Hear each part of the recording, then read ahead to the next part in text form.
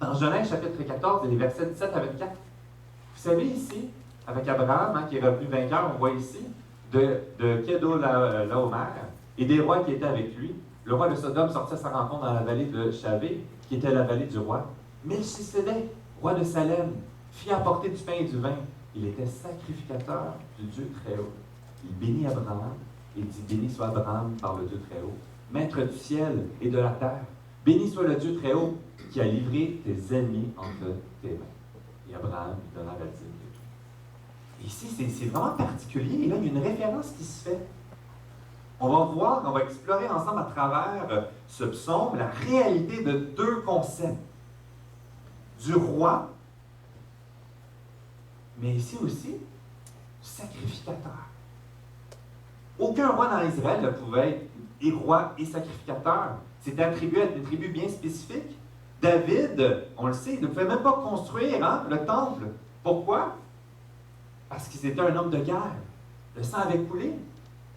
Il y avait cette réalité que le sacrificateur était réservé pour une autre tribu. Et on est en train de parler par le Saint-Esprit d'une réalité, ce sens de ce qu'est le Messie. Et on va explorer ensemble, on va découvrir, et à la lumière même de ce que le Nouveau Testament nous aide à saisir, que ce Messie est bel et bien le roi, pas le petit roi. Cette royauté de ce Dieu saint, mais aussi cette réalité de sacrificateur. Il y a des exemples qu'on a vus dans l'histoire, mais ce parfait sacrificateur. Et qu'à l'image de ce psaume, de cette compréhension de ce Messie qui est dans sa royauté, mais aussi comme intermédiaire, aussi comme intercesseur de cette bénédiction auprès des citoyens de ce royaume. On va le survoler ensemble et découvrir. Vous savez, dans les psaumes messianiques, il y en a plusieurs. Et il y a une liste. Vous allez découvrir là, rapidement le psaume 16, le psaume 2, le psaume 67, le psaume 68, le psaume 69, 72, 93, 96, 97, 98, 99, 110, 118. Et c'est pas de dire je prends la légère, je pense que Jésus doit être à ce niveau-là. Mais on va le voir, la façon qu'elle est manifestée, la façon que le Saint-Esprit va diriger, et aussi que le Nouveau Testament va corroborer ces psaumes et instruire sur la personne de Jésus. Bien que David est bel et bien l'auteur, on va voir les auteurs qui ont été rédigés, il ne faut pas oublier que ces psaumes ont été inspirés par Dieu, afin de nous instruire. Donc, on va voir aujourd'hui, premièrement, la place de la royauté, ce que ça représente, cette réalité de royauté de ce Dieu saint dans notre vie. Et celle de ce sacrificateur qui, ensemble, va développer en nous cette compréhension et cette adoration débordante. Alors, on le voit à cette image, Melchisédek était donc d'une autre nation, et ça c'est vraiment particulier, qui avait encore une crainte de Dieu. Et qu'il était, on le voit là, dans on va dire, un roi et prêtre. Et qu'il est venu, envoyé par Dieu, afin de pouvoir intercéder, de pouvoir bénir dans Genèse 14. Ce contexte est impossible dans le contexte du peuple d'Israël. Il a été confirmé à plusieurs reprises. Dans Hébreu, on va voir, il y a beaucoup de liens qui sont réutilisés. On va le voir dans les évangiles aussi. Vous savez, le Seigneur Jésus lui-même cite le psaume 110, attestant que le Seigneur auquel Jésus fait référence était le Messie à venir. On le voit dans Marc 12, verset 36-37. David lui-même, animé d'un esprit, par l'Esprit Saint, dit « Le Seigneur a dit à mon Seigneur, assis-toi à ma droite, jusqu'à ce que je fasse de tes ennemis ton marchepied. » David lui-même l'appelle Seigneur. Comment est-il son fils? Les gens étaient émerveillés, ils ne comprenaient pas. Ça pétait quelque chose qui ne fonctionnait pas dans leur compréhension. Il est en train d'instruire justement que ce n'était pas David, et c'était le Messie. Et il était le Messie. On va le voir aussi dans, je l'ai marqué ici vite, mais j'ai enlevé, Matthieu 22, ça répète. Ici, on va le voir l'apôtre Pierre qui atteste en utilisant le psaume 110 que Jésus était le Messie. Car David n'est point monté dans le ciel, mais il lui dit, David n'est pas monté dans le ciel, mais il dit lui-même, le Seigneur a dit à mon Seigneur, reste à ma droite jusqu'à ce que je fasse de tes ennemis ton marchepied. Que toute la maison d'Israël sache avec certitude que Dieu a fait Seigneur et Christ, ce Jésus que vous avez crucifié. Ce Messie est donc notre roi. Et dans ce début, assis-toi à ma droite, jusqu'à ce que je fasse de tes ennemis ton marchepied. Il tendra son sceptre de ta puissance. Domine au milieu de tes ennemis. Ton peuple est plein d'ardeur, car tu rassembles ton armée avec des ornements sacrés. Du sein de l'aurore, ta jeunesse vient à toi comme une rosée. Cette domination sur toutes les nations, il est le roi. Il règne. Et pourtant, lorsqu'on regarde autour de nous, on entend plein de royaumes. Il y a des royaumes qui commencent, des royaumes qui s'écroulent. Il y a des nations qui ont grandi et qu'on n'en entend plus parler par la suite. Certains qui sont en guerre les uns avec les autres pour plein de motifs. Et ici, on entend parler d'un royaume éternel. Cette royauté de Christ qui domine sur tous ces petits royaumes. Ce royaume, à travers Dieu seul, le royaume de Dieu. Le royaume où que Jésus est. La compréhension du royaume va nous aider à comprendre la gravité de la situation, à saisir ce qu'elle est et notre place dans le royaume. Et l'un des théologiens qui est le plus reconnu au niveau de la compréhension du royaume s'appelle George Eldon Ladd. Il va nous amener à comprendre des points pour saisir qu'est-ce que ce royaume. Parce que lorsque je regarde les royaumes autour de moi, ça va biaiser ma compréhension du royaume de Dieu. Parce que les royaumes ici, on va voir quoi? La corruption. On va voir qu'on est devenu cynique. Lorsqu'on parle d'élection, y a-t-il de l'excitation? Plus bien. Si on parle des États-Unis, parce qu'on aime comparer des choses qu'on connaît, on a eu un président aux États-Unis avec notre très cher Trump. Qu'importe la position qu'on a politique, les gens étaient en colère après lui, ils étaient en désaccord, et qu'importe toutes ces positions-là.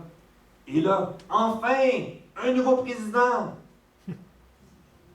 Aujourd'hui, ça ne va pas très bien. Ça ne fait pas très longtemps. C'est tellement fragile, c'est tellement instable. On parle des nations, on parle de l'Afghanistan, on parle d'autres pays, puis on parle de la réalité de la corruption. En Haïti, on parle, vous savez, pour ceux qui sont allés en Haïti pour la mission Bible Parle ou autre, la réalité de la présidence. On dit ce fameux trône, que tu as bien beau avoir les meilleures intentions au monde, lorsque tu t'assois sur le trône de la présidence, à ce moment-là, tu es corrompu. C'est terminé. Et c'en est décourageant. Les pays qui vont investir de l'argent, puis où est-ce que c'est rendu? C'est disparu.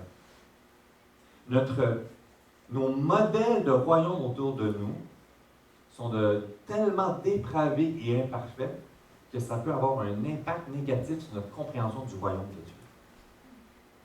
Et ici, on va le développer avec quelques points sur ce que représente, à travers la royauté de Dieu, ce royaume. Premièrement, le royaume de Dieu est un sens unique. C'est Dieu vers l'homme et non le contraire. Ça veut donc dire, le royaume peut s'approcher des hommes. Matthieu 3, 2. Et autres. Le royaume va atteindre les hommes ou arriver en les surprenant. Matthieu 12, 28. Dieu peut donner le royaume aux hommes. Matthieu 21, 43. Mais les hommes ne peuvent se donner le royaume les uns envers les autres. On ne peut pas faire d'échange de royauté. On ne peut pas avoir une agence de production de faux passeports puis de se le donner pour le royaume de Dieu. Il n'y a pas de frontière où on le sait qu'on peut passer clandestinement sans problème dans ce pays-là. Il est impossible. Les hommes ne peuvent se l'enlever les uns les autres. Les hommes peuvent entrer dans ce royaume, mais ça vient de Dieu. il est impossible qu'ils érigent, développent, construisent ce royaume. Donc, ça va à un simple sens. Le royaume a un impact direct sur nous. Nous tous. Les hommes peuvent accueillir le royaume, Marc 10, 15, en être héritier, Matthieu 25, 34, le posséder, Matthieu 5, 4, mais ils ne vont jamais l'établir. Les hommes peuvent rejeter le royaume, c'est-à-dire refuser de le recevoir, Luc 10, 11, ou d'y entrer, Matthieu 23, 13, mais ils ne peuvent pas le détruire. Ils peuvent l'attendre, Luc 23, prier pour sa venue, Matthieu 6, et le chercher, Matthieu 6, 33. Donc, il y a un impact direct sur nous. On peut réagir de façon différemment, mais on ne peut pas s'y opposer, le détruire, le recopier. Nous n'avons donc, troisième point, aucun impact sur le royaume. Les hommes peuvent faire des choses par égard pour le royaume. Luc 18, 29. Mais on ne dit pas qu'ils puissent agir sur le royaume lui-même. Les hommes peuvent prêcher le royaume. Matthieu 10. Mais Dieu seul peut l'accorder aux hommes. Ces expressions, ces exemples qu'on vient de voir reflètent une conception du royaume et qu'une parole dans l'Évangile de Jean qui dit « Ma royauté n'est pas de ce monde. Si ma royauté était de ce monde, les gardes auraient combattu. Que je ne sois pas livré aux Juifs, mais ma royauté maintenant n'est pas d'ici. » Dans Jean 18. On dit ici une citation de George Eldenman qui dit « L'essentiel de la théologie du royaume, au lieu d'attendre la fin du monde pour révéler sa puissance royale et détruire le mal satanique, Jésus déclare que Dieu a agi en cette puissance royale pour dompter la puissance de Satan. » En d'autres termes, le royaume de Dieu, enseigné par Jésus, se manifeste de deux façons. À la fin de ce monde pour détruire Satan, et dans la mission de Jésus pour le livrer. Avant donc la destruction finale de Satan, les hommes peuvent être délivrés et nous pouvons changer de citoyenneté. Donc, ici, dans cette compréhension, c'est que ce royaume existe déjà là. Mais nous ne sommes pas dans ce royaume. Et on va le découvrir dans le troisième point. Dans cette réalité de chercher à comprendre comment faire partie de ce royaume de Dieu, c'est premièrement de comprendre la grandeur de ce royaume et la gravité de ne pas être dans ce royaume de Dieu. Il est présent, mais nous ne le voyons pas encore complètement. Nous en avons entendu parler, nous l'avons lu dans les Écritures. Ceux qui font partie maintenant de la citoyenneté du royaume découvrent des aspects, mais ne sont pas encore dans ce fameux royaume. Il est impossible, comme on a vu dans ces points, d'y accéder. S'arrêter simplement sur la compréhension de la royauté de Christ, de ce royaume, va nous amener à développer un émerveillement de comment Dieu est grand, mais d'une profonde tristesse, parce que nous ne pourrons pas y accéder à ce royaume. Nous sommes des citoyens d'un autre royaume. Et ici, dans ce psaume messianique, il y a la grandeur du royaume de Dieu, cette gravité que présentement, si je me limite juste sur ce grand Dieu bon et saint qui déteste la rébellion, qui ne laissera jamais passer des citoyens rebelles ou s'infiltrer par des frontières clandestines, nous sommes voués à voir ce magnifique royaume de l'autre bord de la frontière et d'être pris de l'autre côté pour une mort certaine. Nous voyons dans les histoires présentement, dans la réalité qu'il y a des pays présentement qui vivent de grandes persécutions et qui veulent quitter. On en parle aujourd'hui, présentement, depuis quelques semaines, on parle de quel pays présentement? L'Afghanistan. Je révisais ça puis je pensais à eux. À ceux qui sont collés sur la frontière de l'aéroport pour réussir à sauver de certains qui ont cette garantie de mise à mort et qui ne peuvent pas traverser cette frontière.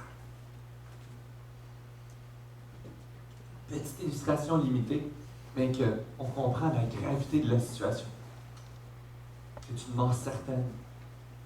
Ils veulent aller de l'autre bord à un point tel que certains ont accroché sur les avions et qui sont tombés dans les airs. Parce qu'il reconnaissait la gravité de la situation qu'il devait quitter cet endroit. Et c'est la réalité de ce royaume de Dieu. Le seul bon royaume, permanent, éternel.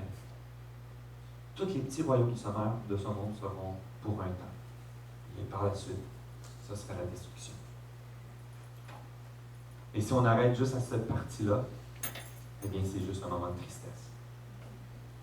Il n'y a pas d'espoir. On ne peut pas produire de fausses cartes sans se faire prendre. Et dans cette réalité, on découvre cette fameuse bonne nouvelle. Et vous savez, c'est intéressant parce que bonne nouvelle, on parle toujours d'évangile. Mais ici, dans les Écritures, il y a le sens de bonne nouvelle aussi pour le royaume. Et c'est très intéressant. Dans ce concept de royaume, cette compréhension de ce royaume éternel, il y a une bonne nouvelle. Parce que c'est un bon royaume. Au-delà de ce qu'on peut penser. De ce que nos cœurs peuvent essayer de récolter et de se construire autour de nous de façon limitée et imparfaite.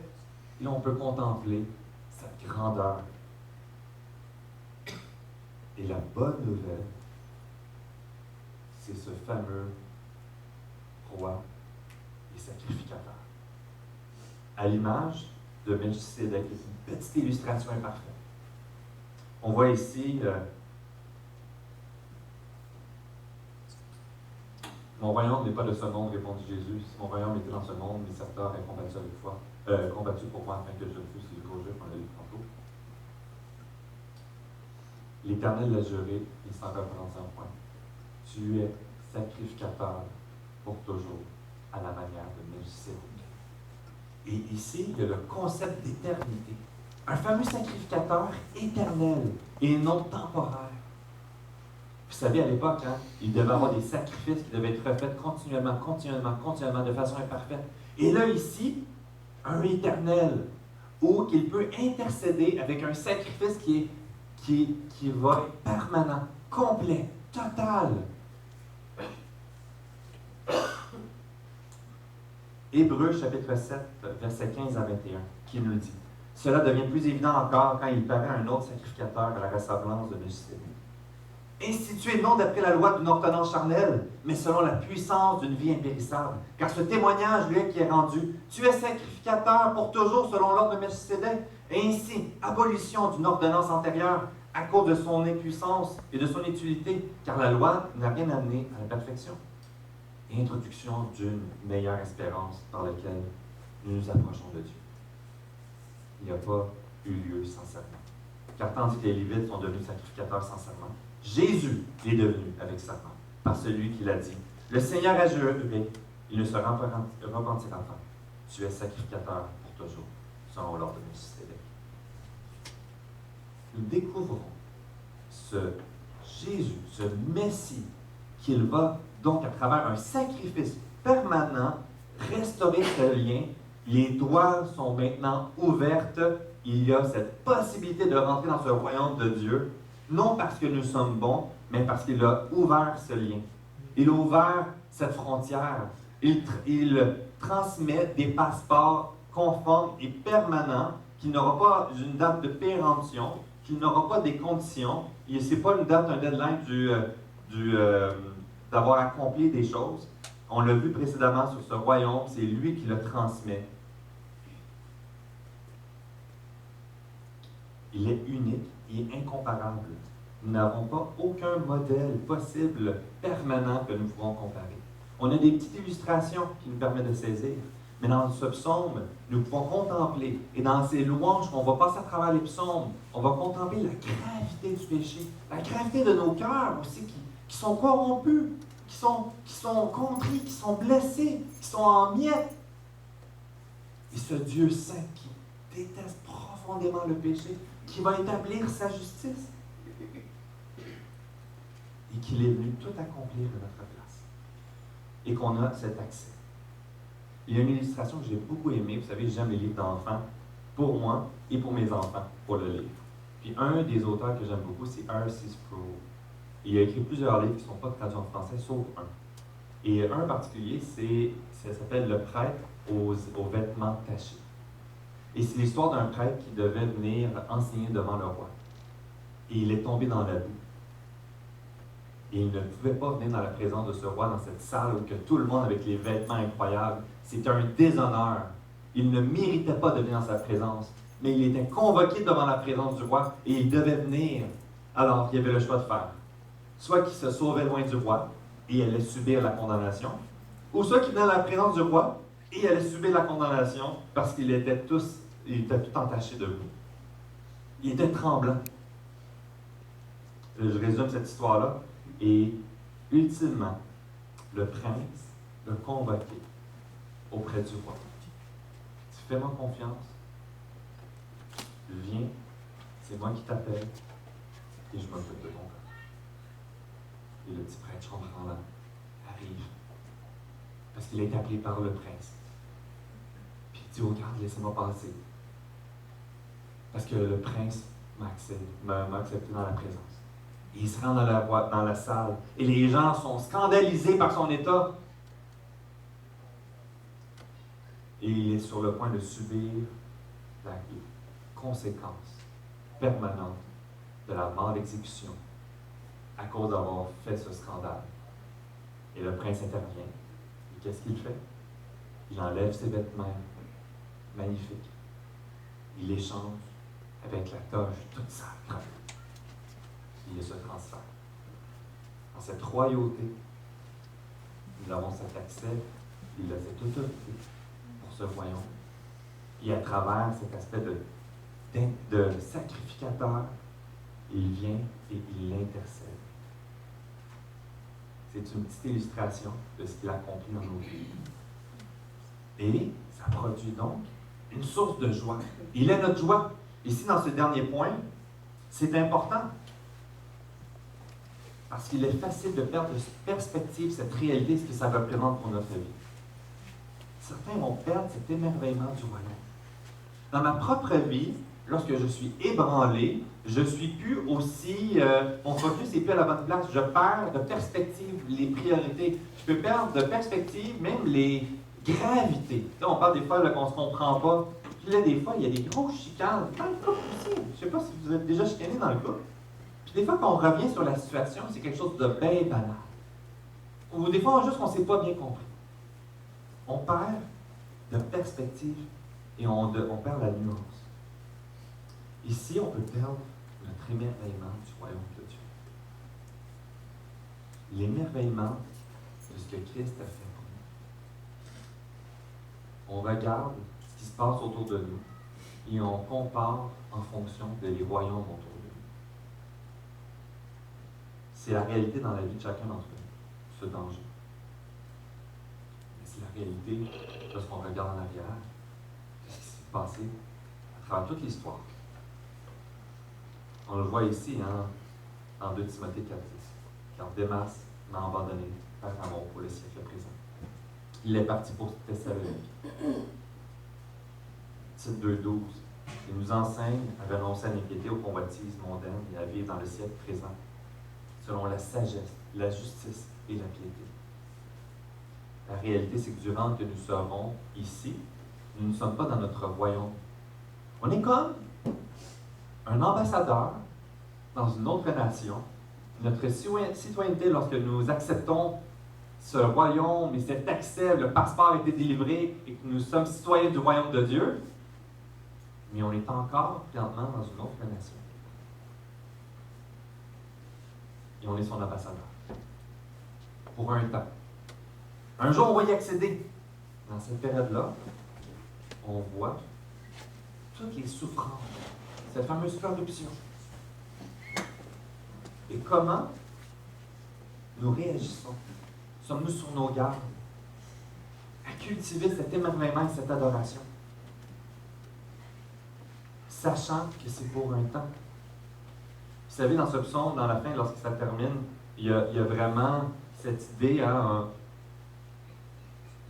une violence qui est présente.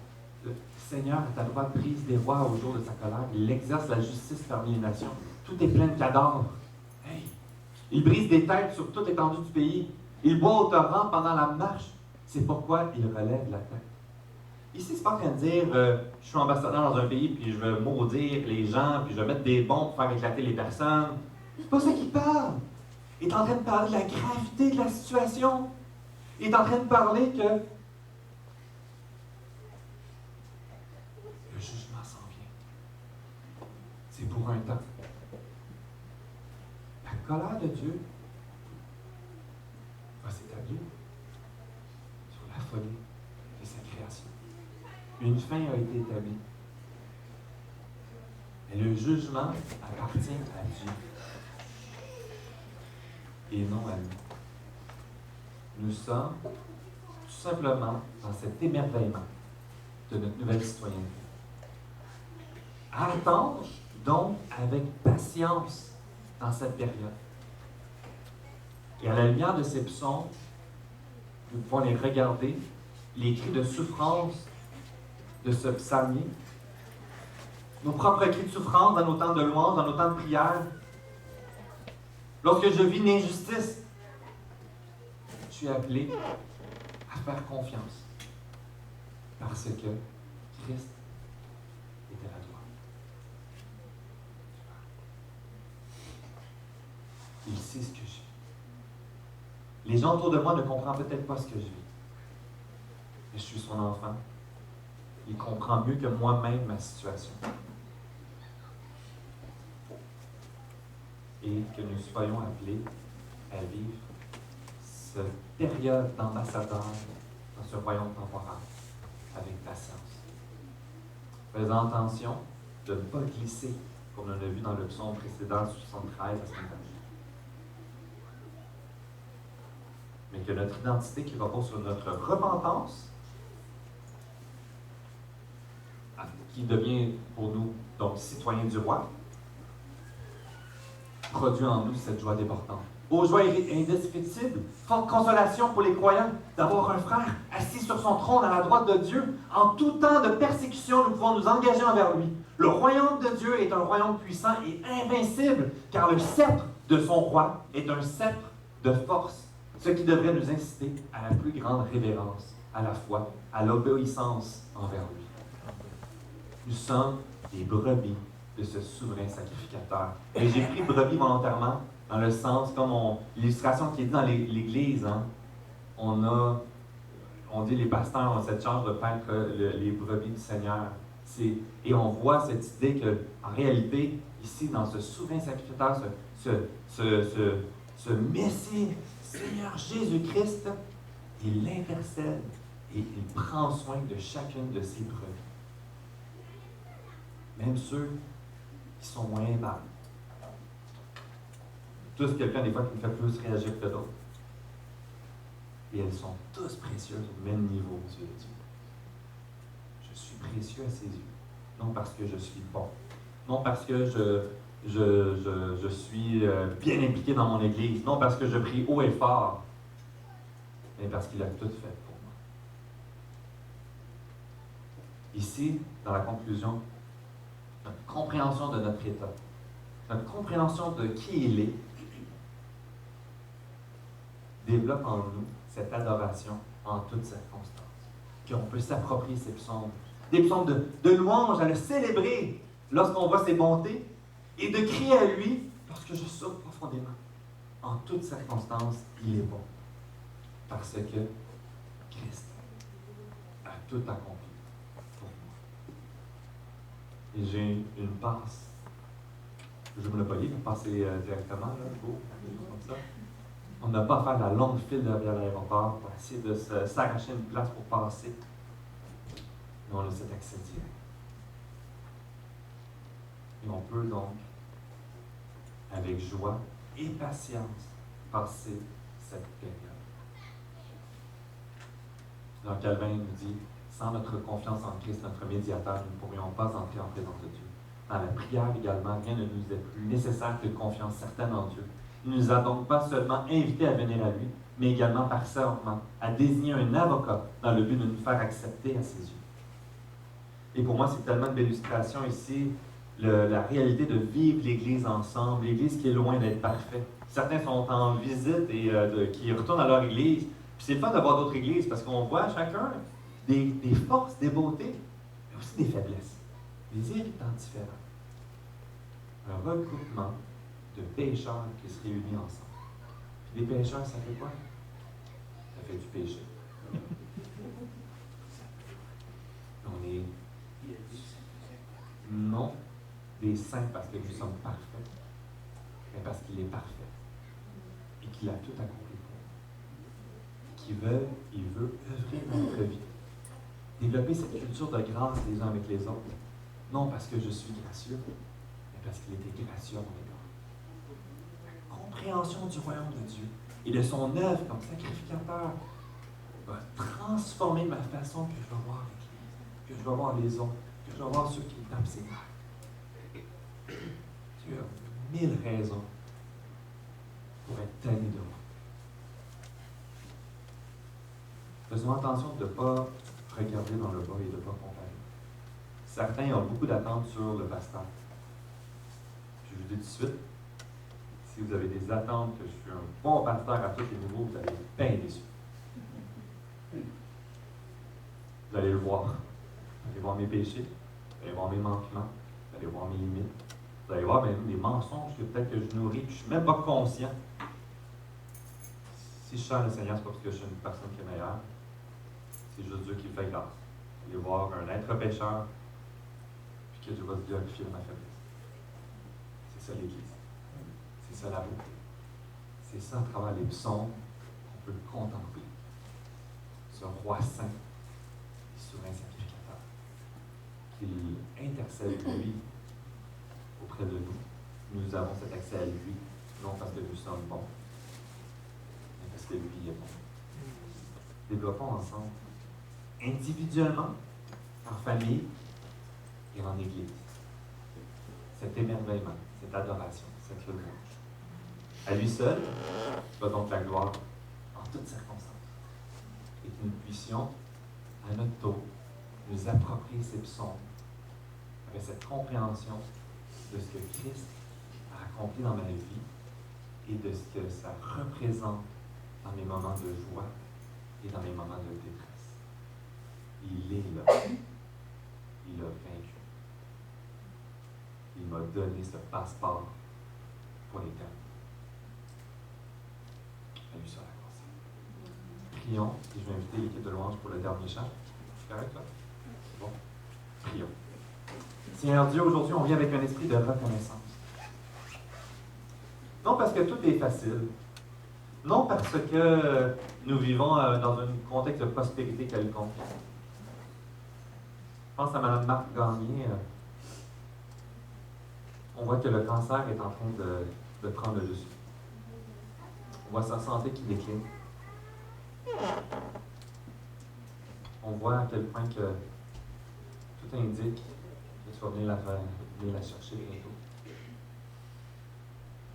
On voit à quel point les conséquences de la maladie. Et on voit en elle une paix, une joie en cette période. Non parce qu'elle est en santé, mais parce qu'elle peut goûter ta grâce à son égard. Ça dépasse notre compréhension. Seigneur Dieu, je prie particulièrement pour cette dame, cette sœur, Madame Marthe. Je prie pour chacun d'entre nous qui est ici ce matin aussi, que nous puissions nous approprier ce que tu as accompli. Cet émerveillement, que nous puissions la cultiver en tant qu'Église, à travers une culture de grâce, les uns avec les autres, parce que tu as accompli cette grâce parfaite à notre égard. Avec notre petitesse, nous reconnaissons que tu es un grand roi. Tu es un bon roi. Seigneur, prends nos vies et glorifie-toi. Que nous puissions te louer en toutes circonstances, toi aussi. Amen.